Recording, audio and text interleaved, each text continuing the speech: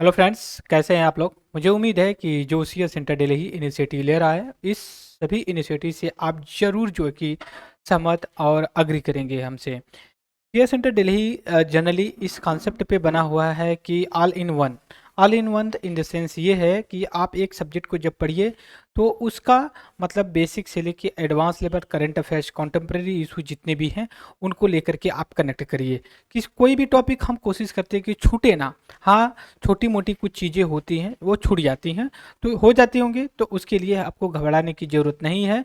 इस वजह से नहीं, क्योंकि वहाँ से बहुत 0 पॉइंट मतलब अप्रॉक्सीमेटली 2 से 5% पॉसिबिलिटी होती है कि वहाँ से सवाल पूछा जाए। और जब सवाल पूछा जाएगा उनसे तो वो बहुत कम ही लोग होते हैं कि जो उसको सॉल्व कर पाएंगे। बहुत से कोचिंग इंस्टीट्यूट का मैटर आप देखेंगे जो मंथली मैगजीन देते हैं, अप्रॉक्सीमेटली 200 से 250 पेजेस के होते हैं। अगर नॉर्मल स्टूडेंट्स पढ़ने वाला है तो 15 दिन 10 दिन जो कि उसी में ख़त्म कर देगा। तो फिर 10 दिन 15 दिन के बाद जो है कि फिर से एक नई बुक आ जाएगी। तो इन सभी चीज़ों से आप बचिए। बचने के लिए बेस्ट तरीका यह है, सी एस इंटर दिल्ली जो करंट अफेयर विदिशा टेक्स्ट के साथ डिस्कस करता है और प्रीवियस ईयर के क्वेश्चन पेपर को जो सॉल्व करवाता है। लाइव आते हैं हम शाम को 7 बजे, सुबह जो कि 9 बजे आते हैं। तो उसको आप ज़रूर ज्वाइन करिए। और इसके साथ जो हमारा ऑफलाइन की बैचेस हैं उनमें भी आप ज्वाइन करिए। उससे आपके लिए बेनिफिट ये होगा कि आप अप टू डेट रहेंगे। वन टाइम पेमेंट आप लाइफ टाइम या फिर जब तक आपका सिलेक्शन नहीं होता है तब तक आप सी एस सेंटर दिल्ली से जुड़े रह सकते हैं। एक बार आपको फ़ी पे करनी पड़ेगी बस। उसके बाद दो तरह की हम कोर्सेज चलाते हैं, तीन तरह के। एक होता है फाउंडेशन कोर्स होता है, और एक क्रैश कोर्स होता है, और दूसरा होता है कि सब्जेक्ट वाइज कोर्सेज होते हैं।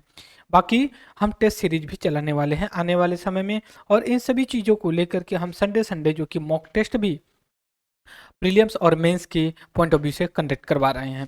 अब यहाँ पे जो आज मैं डिस्कस करने वाला हूँ, हालांकि न्यूज में भी हल्का फुल्का लोग डिस्कस किए हैं, लेकिन 90% ऐसे लोग हैं इसको कनेक्ट करके डिस्कस नहीं किए हैं, बस शॉर्ट में डिस्कस करके चले गए हैं। लेकिन यूपीएससी जहाँ से सवाल पूछी है और वैसा अगर फिर से सवाल पूछेगा तो फिर इसमें कोई यूपीएससी की गलती नहीं है, या फिर किसी भी एग्जाम में अगर पूछा जाए तो जो पेपर सेटर है उनकी गलती नहीं है। क्यों? क्योंकि चीज़ें न्यूज़ में होती हैं तो पॉसिबिलिटी ये बनती है कि वहाँ से सवाल जो कि पूछा जाए, और पूछा इसलिए जाना चाहिए क्योंकि आपको कमीशन या फिर जो जिस फील्ड में जा रहे हैं उसमें अपडेटेड जो है कि हमें कैंडिडेट चाहिए होगा। ये नहीं कि कोई भी आउटडेटेड हो। जैसे आज से 10 साल पहले की अगर मैं जो कंपटीशन होते थे उनकी बात करूं तो उसमें क्या होते थे, कोई अपडेशन की ही बात नहीं होती। 20 साल 15 साल के लोग क्वेश्चन पेपर पढ़ लेते थे और उन्हीं में से 100 क्वेश्चन आते था तो उसमें से 70 क्वेश्चन प्रीवियस ईयर के क्वेश्चन का ही कॉपी पेस्ट हो जाता था। बट आज के समय जब हम 2023-24 में चल रहे हैं तो इसमें जनरली हम देखते हैं कि क्वेश्चंस के जो नेचर होते हैं बहुत ही डायनामिक और बहुत ही जो है कि रिवोल्यूशनरी चेंजेस के आधार पे होते हैं। बेस तो पकड़े होते हैं बट वो जो है कि एक अलग एटीट्यूड के सवाल पूछते हैं। फॉर एग्जांपल के लिए जैसे आज हम जो डिस्कस करने जा रहे हैं फाइनेंशियल इमरजेंसी को लेकर के, ठीक है। आप कहेंगे फाइनेंशियल इमरजेंसी या इमरजेंसी, ये तो हमारा स्टैटिक्स का पार्ट है, अब कैसे इसको कनेक्ट करते हैं। जैसे मान लीजिए अभी जो है, जो केरला के गवर्नर है और वहाँ के चीफ मिनिस्टर है, गवर्नर ने कहा प्रेसिडेंट ऑफ इंडिया से कि राज्य में आर्थिक स्थिति सही नहीं है और इस वजह से यहाँ पे आर्टिकल 361 जो कि इम्प्लीमेंट करना चाहिए, जो कहता है फाइनेंशियल इमरजेंसी, वित्तीय आपात। पहली बात। दूसरी बात ये भी दिमाग में आना चाहिए कि हो सकता है ऐसे सवाल पूछ ले, वित्तीय आपात का हमारे संविधान में कहाँ में मेंशन किया गया है। आर्टिकल 60 में किया गया है, कोई दिक्कत नहीं, आर्टिकल 360 में बोला गया है। लेकिन दूसरी ये भी चीज़ है कि जब आप बड़े लेवल के एग्जाम्स की प्रिपरेशन करते हैं, बड़े एग्जाम्स का सेंस यहाँ पे केवल यूपीएससी और यूपीपीएससी नहीं है। जो क्वेश्चंस होते हैं उनका कोई प्रिडिक्शन नहीं होता। मान लिया आपके सिलेबस में इमरजेंसी को लेकर के प्रोविजन दिया गया हो, तो वो में आप अगर पेट का, टेट का या फिर कोई वनडे एग्जाम्स का प्रिपरेशन करते हैं और कोई आपको इसके नाम पे प्रिपरेशन करवाता है तो वो कह देगा फाइनेंशियल इमरजेंसी 360 में है, राष्ट्रीय आपात 300 जो कि 52 में है, और स्टेट इमरजेंसी 356 में, इतना बता के चला जाएगा। बट अगर वो चाहे तो थोड़ा सा जो है कि आपको घुमा सकता है, जैसे कि फाइनेंशियल इमरजेंसी या कोई भी इमरजेंसी जो तीनों हैं, या फिर कितनी तरह की इमरजेंसी हैं, इनको डिक्लेयर कौन करता है और इनका टाइम पीरियड क्या होता है। ये सभी चीज़ों को समझने के लिए आज सी एस सेंटर दिल्ली पे हम 360 डिग्री ये पॉलिटी का चैप्टर है इसको कवर करेंगे टू दी पॉइंट में। ये हमारा टॉपिक आता है टू दी पॉइंट में, ठीक है, टू दी पॉइंट, पॉइंट में। इसमें आपको जनरली हम करंट अफेयर्स को लेकर के आएंगे, स्टैटिक्स के साथ जो है कि हम इंक्लूड करेंगे। जैसे हमने देखा कि केरला, जो केरला के हेड ऑफ स्टेट हैं, head of state means governor, governor हैं, और इन्होंने प्रेसिडेंट, ठीक है, president of of India, president of India से ये कहा कि भाई ऐसा है कि केरला में, ठीक है, केरला में जो है कि फाइनेंशियली कंडीशन जो है कि स्टेट गवर्नमेंट की सही नहीं है, और इस वजह से आर्टिकल 361 जो है कि इम्प्लीमेंट करिए, जिसको बोला जाता है फाइनेंशियल फाइनेंशियल फाइनेंशियल इमरजेंसी के नाम से जाना जाता है, इमरजेंसी, इमरजेंसी के नाम से जाना जाता है, जिसको हिंदी में कहते हैं वित्तीय आपात, आपात के नाम से जानते हैं, ठीक है। क्योंकि घड़ी देखना पड़ रहा है, क्योंकि अभी हो सकता है कि ऑफलाइन की भी बैचेस शुरू हों, ठीक है, 2 बज रहे हैं, अभी आधा घंटा है, हम आराम से इसको पूरा डिटेल में डिस्कस करने वाले हैं कैसे करना है। अगर हम यहाँ पे आकर के पूरा डिटेल में डिस्कस करें, पहली बात तो फाइनेंस इमरजेंसी न्यूज में रही है केरला को लेकर के। हमें अब बैकग्राउंड के साथ चलें स्टैटिस्टिक्स को। सबसे पहले हमारे संविधान में कहाँ मेंशन किया गया है, पार्ट जो है कि आपका 18, ठीक है, पार्ट 18 जो हमारा कॉन्स्टिट्यूशन में है, कई पार्ट हैं, ठीक है, उनमें जो 18 पार्ट है उसमें जो है कि मेंशन किया गया है फाइनेंशियल इमरजेंसी के प्रोविजन को, और आर्टिकल 352 से लेके 360 तक किया गया है। इसमें 352 से लेके 360 तक के आर्टिकल में इस प्रोविज़न किया गया है। और जब इस इमरजेंसी की बात करते हैं तो इसमें ऐसा सिनेरियो बनता है, जो केंद्र सरकार, सेंट्रल गवर्नमेंट होती है और बहुत ही पावरफुल हो जाती है, उसमें बाकी सभी चीज़ों को अपने यहाँ कंसंट्रेट और जो कि इंकराइज कर लेती है। और इसके पीछे जो फिलॉसफी है कि हम क्यों जो है कि फाइनेंशियल इमरजेंसी की बात क्यों करते हैं, तो इसके लिए ये है कि हम देश की सोवरेनिटी, स्वायत्तता, यूनिटी, एकता, इंटीग्रिटी एंड सुरक्षा, सिक्योरिटी को ध्यान में रखते हुए हम जो है कि बात करते हैं कि नहीं, अगर ऐसा खतरा होता है तो हम देश को इमरजेंसी लगा के एक जन के पास पावर हो जाएगी, वो होगा केंद्र सरकार। दूसरी बात ये भी है कि जब फाइनेंशियल इमरजेंसी होती है, उस दरमियान जो हमारा फेडरल स्ट्रक्चर होता है वो पूरी तरह से खत्म हो जाता है, और हमारा जो है कि चलता है यूनिटरी फॉर्म ऑफ गवर्नमेंट। और कहने का मतलब है केंद्र सरकार काफ़ी पावरफुल हो जाती है, और स्ट्रक्चर जो होता है यूनिटरी हो जाती है। केंद्र सरकार के बीच में जो ड्यूटी का विभाजन होता है, कर्तव्य का, जो 7th शेड्यूल में बोली गई है, वो नहीं होता है, राइट। अब इसके बाद आगे आते हैं, this kind of the step political state में फॉर द फेडरल अब the normal time the unitary government, इस तरह के कर देते हैं। और अम्बेडकर का, इसके बाद आते हैं कि all federal the include America, हालांकि ये इतना इंपॉर्टेंट नहीं है। फिर इसके बाद नेक्स्ट चलते हैं, कॉन्स्टिट्यूशन स्टिपुलेट्स 3 टाइप द इमरजेंसी, संविधान जो है हमारा 3 तरह का हमारे इमरजेंसी को जो है कि मेंशन करता है। हमने पहले भी कहा कि 3 तरह की इमरजेंसी होती है।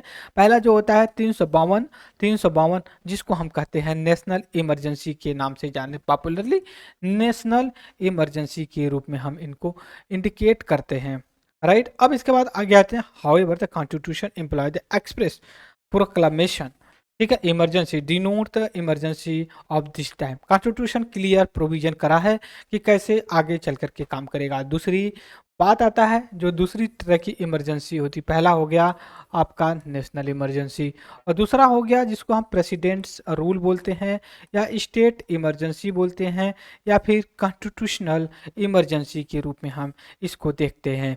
इसके बाद ये भी है कि आगे देखते हैं कि जो प्रेसिडेंट रूल यहाँ पे बात करते हैं, राज्य आपातकाल, वो 356 आर्टिकल के अंतर्गत किया गया है। और इसको मैंने कहा कि और भी नाम से जाना जाता है, जिसको कहते हैं स्टेट इमरजेंसी और कॉन्स्टिट्यूशनल इमरजेंसी के रूप में देखते हैं। इसके बाद constitution does not use the word emergency for this situation, constitution में इमरजेंसी जो 356 के अंतर्गत लगाया जाता है उसमें इमरजेंसी वर्ड नहीं यूज करता है, वो यूज करता है बस इतना, ठीक है, जो कि कॉन्स्टिट्यूशनल फेलियर या फिर प्रेसिडेंट्स रूल के नाम से बस जानते हैं। किसके रूप से?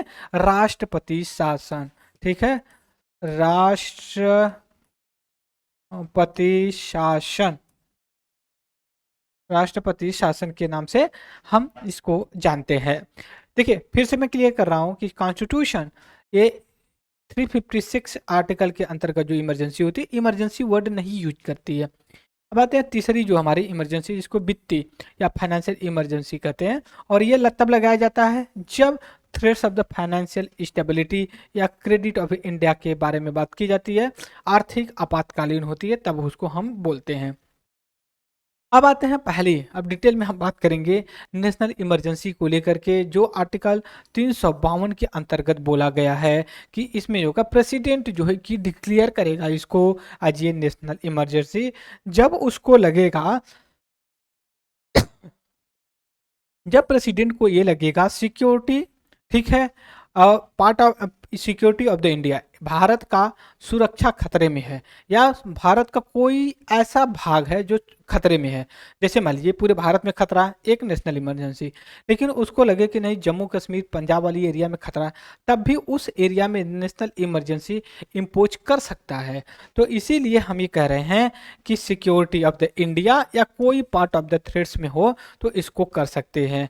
वार, external aggression and arm rebellion के हिसाब से हम इसको डिक्लेयर करते हैं, बातें करते हैं कि हम कैसे क्या करेंगे। President can also the issue the different proclamation on the ground, ठीक है, जो और भी है थ्रेड्स तो यह ही है, बट और भी चीज़ें क्या है उसके आधार पे राष्ट्रपति जो है कि फाइनेंशियल इमरजेंसी डिक्लेयर कर सकता है। तो उसके लिए क्या है, सॉरी फाइनेंशियल इमरजेंसी मैंने बोल दिया, नेशनल इमरजेंसी, और किस ग्राउंड पे हम डिक्लेयर कर सकते हैं। जैसे जैसे ग्राउंड वार हो गया, एक्सटर्नल अग्रेशन, एक्सटर्नल अग्रेशन का मतलब ये हो गया कि भारत को लगे कि चाइना कुछ इस तरह की हरकत कर रहा है जिससे हो सकता है अटैक करे भारत पे, नेशनल इमरजेंसी डिक्लेयर कर दिया। उसके में आर्मर रिबिलियन, मान लीजिए कि जैसे नॉर्थ ईस्ट इंडिया में मणिपुर में कुछ एक्सट्रीमिस्ट ग्रुप थे, उन्होंने दंगा किया, भारत को लगे कि नहीं ऐसा खतरा हो सकता है, इमरजेंसी डिक्लेयर कर सकता है।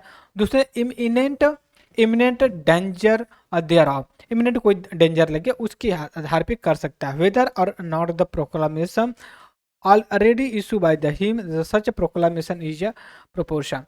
This provision was added by 38 constitutional amendment के थ्रू, बट जब नेशनल इमरजेंसी डिक्लेयर कर दी गई on ground of the external aggression is known as external emergency, जब हम बाहरी बाहरी अग्रेशन पे, एक्सटर्नल अग्रेशन के आधार पे अगर हम उसको कहते हैं डिक्लेयर करते हैं इमरजेंसी, तो उसको हम कहते हैं एक्सटर्नल इमरजेंसी। कुल मिला के ये मेरा यहाँ पे कहना है दोस्तों कि जो नेशनल इमरजेंसी जो आर्टिकल 352 के अंतर्गत अंतर्गत नेशनल इमरजेंसी डिक्लेयर कर दी गई है, ये दो तरह की इमरजेंसी होती है।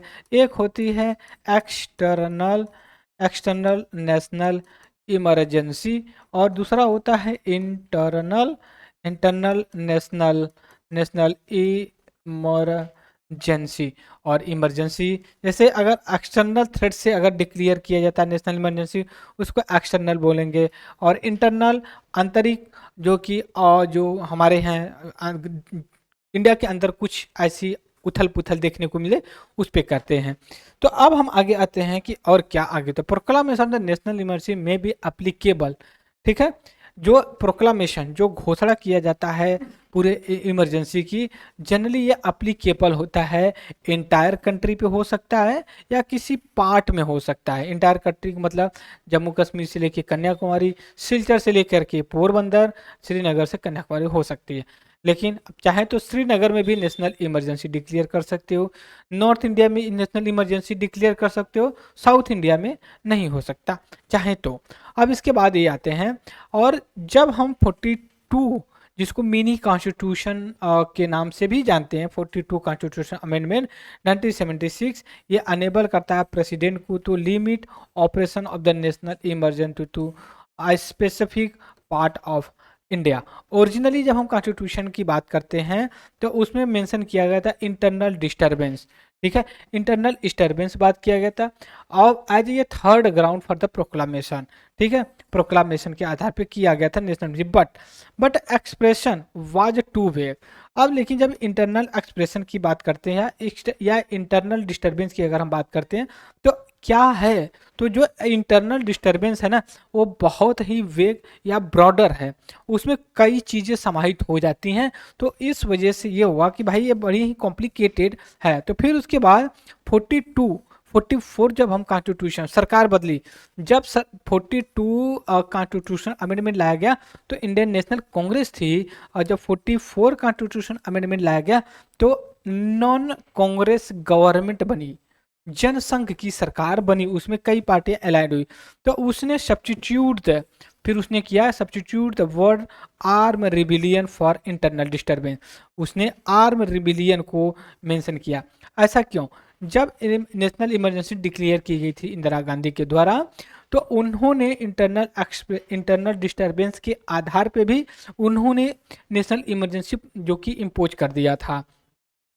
इसके साथ ही साथ ये भी था कि कुछ इंडियन नेशनल लीडर थे, उन्होंने प्रोटेस्ट किया और उनको जेल के अंदर डाल दिया गया। ऐसा भी कहा जाता है कि उनका प्लान ये भी था कि मिलिट्री, कहा क्या जाता है, कुछ बुक्स में लिखी भी गई है, जयप्रकाश नारायण जो बिहार से बिलोंग करते थे, उन्होंने मिलिट्री को यहाँ तक बोल दिया था कि आप जो है कि सरकार की बात मानने से इनकार कर दीजिए। Is that clear? यहाँ तक उन्होंने कह दिया था और उस सभी लोगों को पकड़ के इंदिरा जी जेल में डलवा दिया था। ठीक है।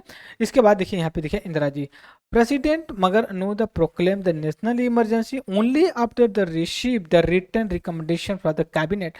हुआ ये था कि जो 44 कॉन्स्टिट्यूशन अमेंडमेंट था उससे पहले ये था कि प्रेसिडेंट को कोई भी प्रेसिडेंट जो बोल सकते हैं कि जो प्राइम मिनिस्टर थे अगर वो कह देते थे ना भाई आप नेशनल इमरजेंसी डिक्लेयर कर दीजिए, वो कर दिए थे। हुआ ये कि रात का समय था, कैबिनेट बैठी नहीं थी, काउंसिल ऑफ मिनिस्ट्री थी नहीं, और जो कि ऐसा कहा जाता है कि इंदिरा जी ने फ़ोन किया प्रेसिडेंट को, प्रेसिडेंट ने नेशनल इमरजेंसी डिक्लेयर कर दिया। सुबह सब लोग उठ करके देख रहे हैं तो उनको पता चला रेडियो पे, आज की तरह व्हाट्सएप तो है नहीं, सोशल मीडिया। आज से 50 साल पहले की बात करा जाए तो वो एक अलग सिनारियो थी। ठीक है, तो उसमें सुबह उठते हैं तो पता चलता है कि राष्ट्रीय आपातकाल घोषित कर दिया गया है और सभी लोग धरे के धरे रह गए। तब से प्रोविजन ये कर दिया गया 44 कॉन्स्टिट्यूशन अमेंडमेंट के थ्रू, किसी एक व्यक्ति के कहने पे, ठीक है, किसी एक व्यक्ति के कहने पे हम राष्ट्रीय आपात नहीं घोषित करेंगे।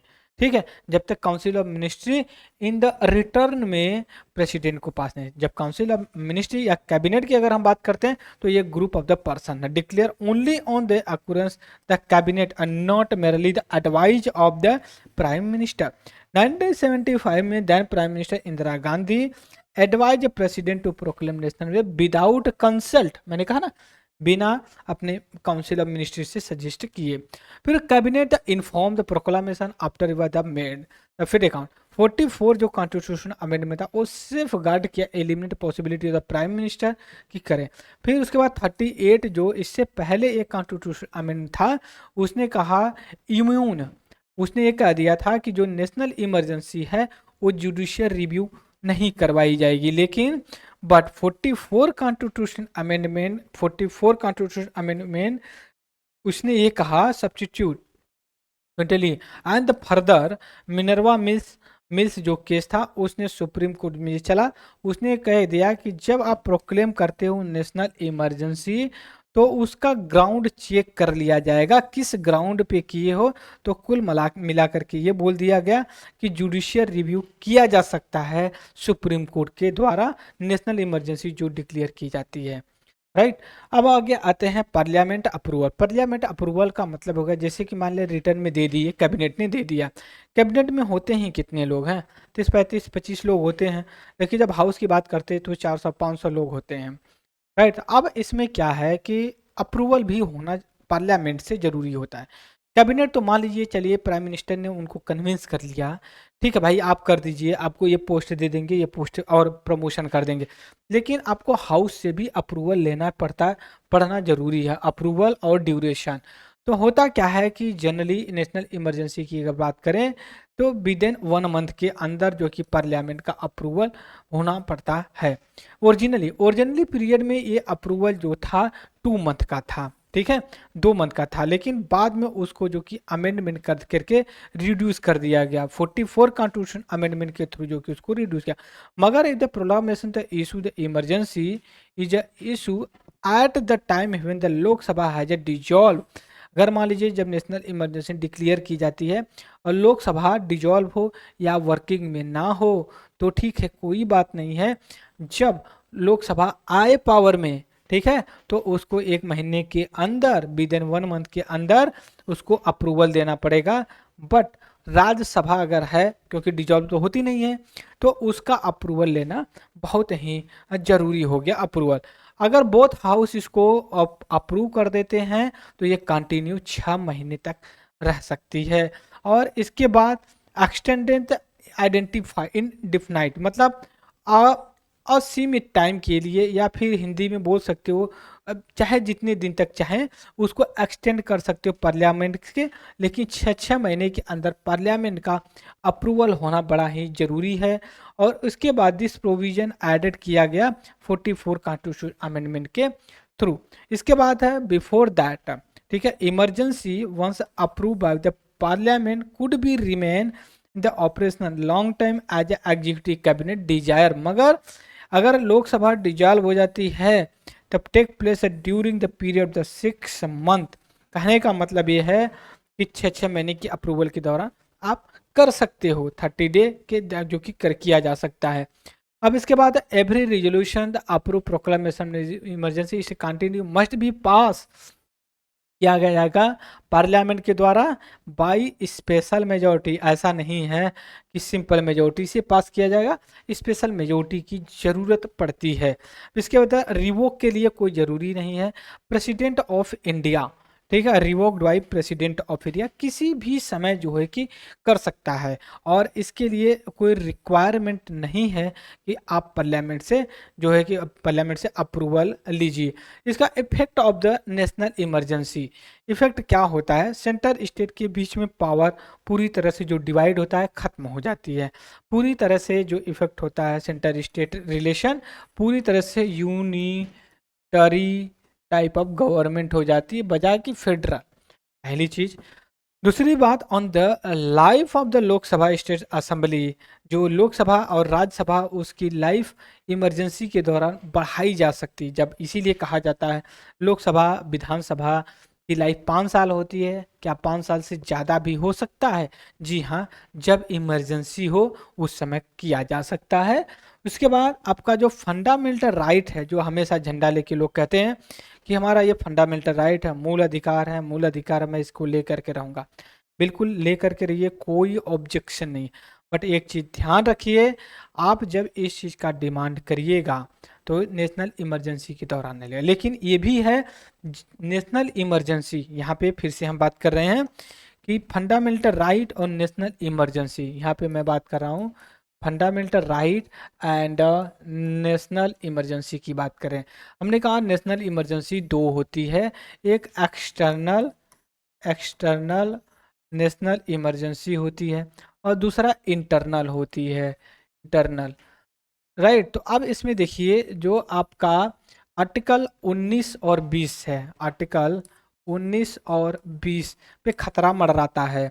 खतरा मंडराता ये है कि जब आपका एक्सटर्नल बेस के आधार पे नेशनल इमरजेंसी लगी है तो सभी फंडामेंटल राइट अबोलिश कर दिया जाएगा, कोई भी आपका फंडामेंटल राइट नहीं रहेगा एक्सेप्ट 21। एक्सेप्ट 21 क्यों? 21 में राइट टू पर्सनल चॉइस की बात है, सांस लेना। ऐसा थोड़ी कि नेशनल इमरजेंसी बंद कर देंगे, लगा देंगे तो आप सांस लेना भी बंद कर देंगे, ऐसा नहीं है, पहली चीज़।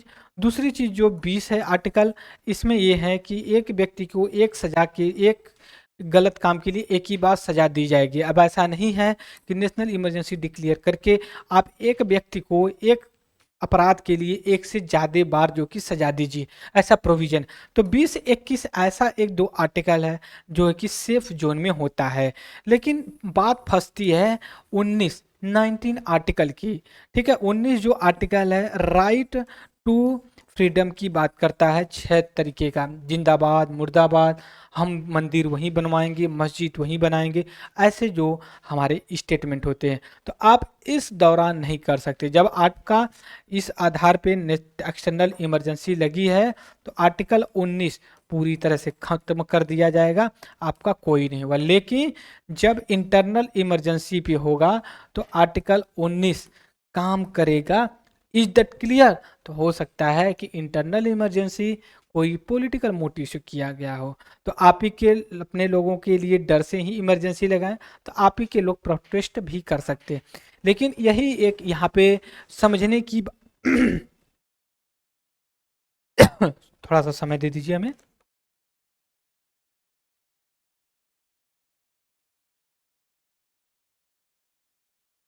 यही जो टेक्निक है, यही नेशनल इमरजेंसी में समझने की ज़रूरत होती है कि नहीं क्या करना है, कैसे करना है। मुझे उम्मीद है कि मैं जो कि एकदम लॉन्ग इन शॉर्ट में जो है कि एक्सप्रेस कर दिया है कि न्याय क्या करना है, कैसे करना है, वो सभी चीज़ों को लेकर के। अब हम सीधा अब चलेंगे अपने नेक्स्ट जो कि इमरजेंसी पे देखते हैं। डिस्टिंक्ट बिटवीन आर्टिकल 50 वही जो है मैंने पहले बता दिया कि 19 20 21 आर्टिकल का डिफरेंसेस है, उसको लेकर के। अब हम बात करेंगे प्रेसिडेंट्स रूल को। प्रेसिडेंट्स रूल देखिए ये भी बहुत चर्चा में होता है। हमारा आर्टिकल 356 है। अब इसमें क्या है कि राज्य में लगता है, यूपी में राज्य आपातकाल लग जाए, राष्ट्रपति रूल लग जाए, बिहार में लग जाए, केरला, कर्नाटका, तमिलनाडु कहीं कहीं लग सकता है। हालांकि 2-3 साल से ये नज़ारा नहीं देखने को मिला है, लेकिन अब दूसरा नज़ारा देखने को मिल रहा है। नज़ारा ये है कि राज्यपाल अब इस तरह से इमरजेंसी के बजाय भी सरकार को काम ही नहीं करने दे रहे हैं। जो अदर देन सेंट्रल गवर्नमेंट की पार्टी है वहाँ पे वो क्या कर रहे हैं कि बिल है, बिल को ही नहीं जो कि अप्रूवल दे रहे हैं, काम नहीं हो रहा है।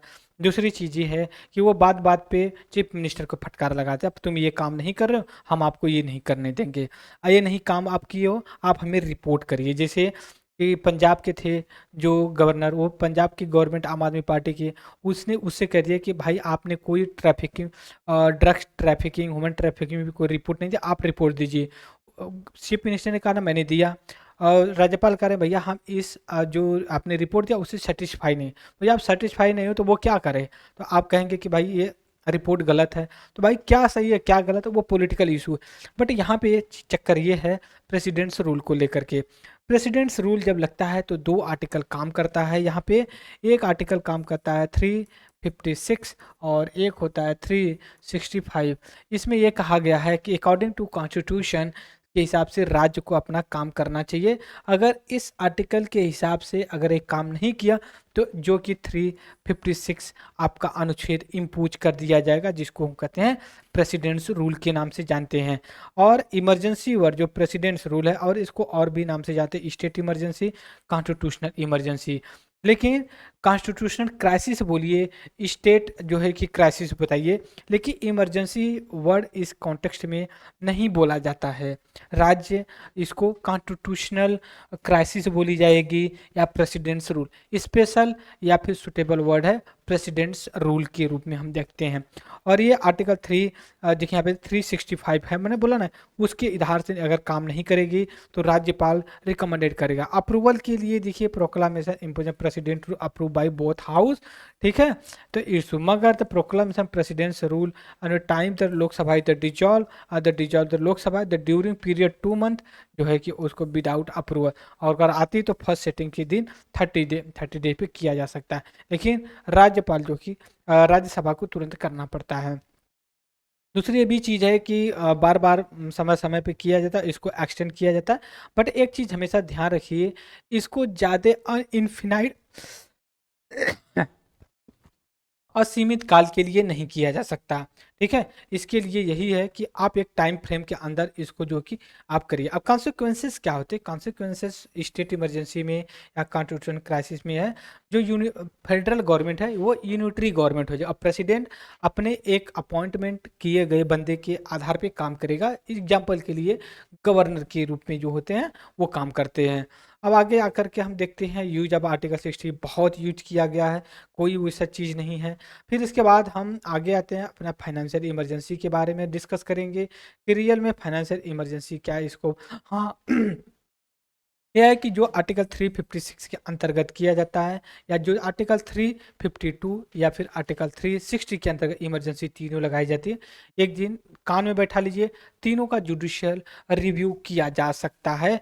ये प्रोविज़न है हमारे जो कि केसेस में। इसके बाद आते हैं जो है कि हम फाइनेंशियल इमरजेंसी के बारे में बात करें। जो फाइनेंशियल इमरजेंसी डिक्लेयर 360, जब हमें लगे कि नहीं फाइनेंशियल स्थिति या फाइनेंशियल स्टेबिलिटी नहीं है, क्रेडिट की प्रॉब्लम है, ठीक है। 36-38 कॉन्स्टिट्यूशन अमेंडमेंट ये प्रेसिडेंट डिक्लेयर कर सकता है सेटिस्फेक्शन के आधार पे। लेकिन ये भी चीज़ है इसका जो है कि अब ये भी कह दिया गया है कि जो 44 की एक इसका जुडिशियल रिव्यू जो कि जो प्रेसिडेंट नॉट जुडिशियल रिव्यू। अब ऐसा नहीं है कि जुडिशियल रिव्यू नहीं किया जा सकता, जुडिशियल रिव्यू किया जा सकता है। जो नेशनल इमरजेंसी में प्रोविजन था प्रोक्लामेशन डिक्लेरेशन का, वही प्रोविजन अप्रॉक्सीमेटली इसका भी हम देखते हैं, राइट। तो ये हमारा इमरजेंसी था। क्रिटिसिज्म भी कुछ किए जाते हैं, वो अलग चीज़ है कि क्या क्रिटिसिज्म कैसे किया जाता है। इमरजेंसी की जो स्टेट इमरजेंसी इम्पोज किया गया, हर अप्रॉक्सीमेटली हर एक स्टेट्स ऐसे हैं जो इंडिया में सब में जो कि राज्य इमरजेंसी जो कि 356 आर्टिकल इम्पोज किया गया है, जिसको प्रेसिडेंट्स रूल और कॉन्स्टिट्यूशन क्राइसिस के रूप में जानते हैं। तो ये हमारा इमरजेंसी को लेकर के था कि हम कैसे क्या करेंगे और क्या हमारा ये ऑब्जेक्टिव होना चाहिए, उस आधार पे हमने डिस्कस किया इमरजेंसी को लेकर। मुझे उम्मीद है जो क्वेश्चंस बनेंगे, कितने तरह की इमरजेंसी कौन सी आर्टिकल में है और कौन डिक्लेयर करता है, कितने दिन के बाद अप्रूवल होना चाहिए, कितने दिन तक होना चाहिए, इधर डिफरेंसेस क्या होते हैं, फंडामेंटल राइट पे इम्पैक्ट क्या पड़ता है, यूनिटरी गवर्नमेंट होती है या फिर फेडरल गवर्नमेंट ही होती है। और इसके बाद जो है कि 44 30 44 42 एंड 38 जो कॉन्स्टिट्यूशन अमेंडमेंट है, तीन ये इमरजेंसी से रिलेटेड हैं। इधर क्लियर, कांग्रेस गवर्नमेंट होती है, उसके बाद जनता दल गवर्नमेंट आती है। तो इन सभी चीज़ों को देखते हुए हम आगे और अपने इन्फॉर्मेशन को ऐड ऑन करेंगे। आज के लेक्चर में इतना ही रहेगा। तब तक के लिए thank you very much discussion. जय हिंद, जय भारत।